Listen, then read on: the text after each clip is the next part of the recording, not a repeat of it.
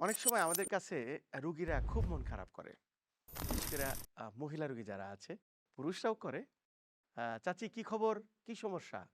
যখন আমরা বলি, বলছে, "বাবা আমার তো ঘাড়ের হাড় ক্ষয়ে গেছে।" বলার সময় মনটা খুব ছোট থাকে। একবার চিন্তা করে দেখেন, ঘাড় কাদের ক্ষয় বেশি হয়? যাদের বয়স ৪০ এর উপরে, ৪৫ বা ৫০ এর উপরে।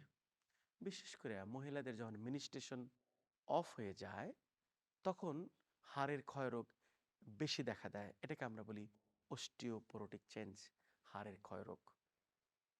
ঘাড়ের রোগীরা আইসা যা বলে যে এক্স-রেতে হাড় ক্ষয়ে গেছে। বিশেষ করে ২ টা হাড়ের মাঝে যে স্প্রিং থাকে সেই স্প্রিংটা স্পেস কমে গেছে। স্পেস কমলে দর্শক অসুবিধা কি? অসুবিধা মানে আপনার ঘাড়ের উপরে যা থাকে সেটা হলো মাথা। এই মাথার ওজন কত জানেন? প্রায় ১০ থেকে ১৩ পাউন্ড। এই ১০ থেকে ১৩ পাউন্ড থাকে একটা হাড়ের উপরে।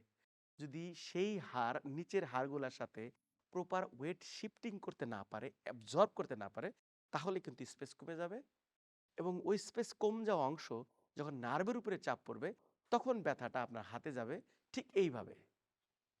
তখন আপনার জন্য দরকার স্বাভাবিক চিকিৎসা। যেমন ম্যাক্সিমাম রোগী আপনার ওষুধের উপরে নির্ভরশীল হয়। একটা সময় তারা বিরক্ত হয়, ওষুধ আর খাবে না। কেন জানেন? ওষুধ খেলে ভালো থাকে, বন্ধ করলে আবার আসে।